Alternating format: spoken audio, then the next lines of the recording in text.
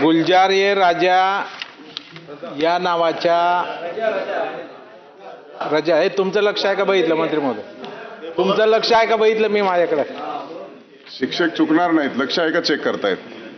या बोगस संस्थेनं सभापती महोदय सामान्य लोकांकडून धार्मिक भावना त्या ठिकाणी समोर करून जवळपास साधारणपणे 5 कोटी रुपये त्या ठिकाणी जमा केले सभापती महोदय. आणि हे पैसे माजलगाव तालुक्यातली संस्था असून यांनी खातं कुठं उघडलं? लातूरला. आणि लातूरच्या बँकेमध्ये 3 खाते उघडून हे पैसे तिकडे वळवले. आणि म्हणून या निमित्तानं तुम्ही उत्तरामध्ये दिलेलं आहे की चौकशी चालू आहे, गुन्हा नोंद झालेला आहे, हे जे काही नेहमीप्रमाणे उत्तर ऐकतोय ते आम्ही वाचतोयच. पण त्यांना अटक झाली का? अटक का केली नाही? आणि हे 5 कोटी रुपये ज्यांच्याकडून घेतले त्यांना परत करण्याच्या बाबतीमध्ये राज्य सरकारनं काय कारवाई केलेली आहे? याच्यामध्ये काळेसाहेब आपण ऑलरेडी 2 लोकांना अटक केली, 2 लोकांचा त्या ठिकाणी शोध घेणे सुरू आहे. आणि अजून त्याच्यामध्ये डिटेल इन्क्वायरी चालू आहे की ह्या माध्यमातून अजून ह्या ट्रस्टनी काय काय कारस्थानं केले, काय नाही केले याची इत्थंभूत चौकशी त्या ठिकाणी चालू आहे.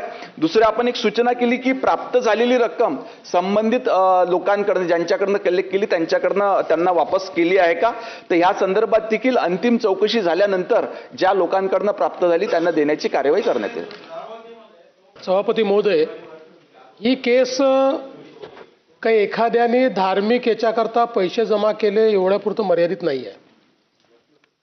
मुळामध्ये या केसच्या डिटेलमध्ये गेल्यानंतर असं लक्षात आलं की गुलजार रजा या संस्थेच्या खात्यावर दावते इस्लामी या आंतरराष्ट्रीय पातळीवर काम करणाऱ्या संस्थेने देखील 25 लाख रुपये त्या ठिकाणी जमा केलेले आहे. आणि या संदर्भात आपण जर बघितलं तर जवळपास 4 खात्यातली रक्कम ही गोठवण्यात आलेली आहे. काही खात्यातली रक्कम त्यांनी परस्पर वेगवेगळ्या खात्यातनं त्या ठिकाणी ती रक्कम काढली.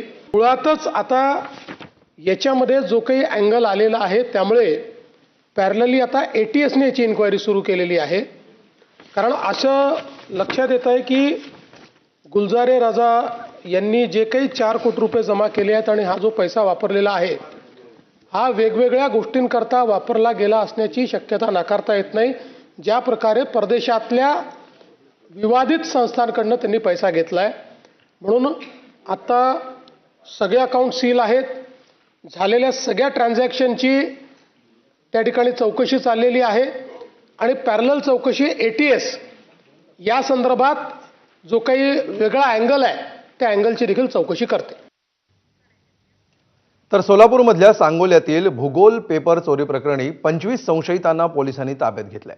या प्रकरणी पोलिसांच्या 5 पथकांकडून तपास सुरू आहे.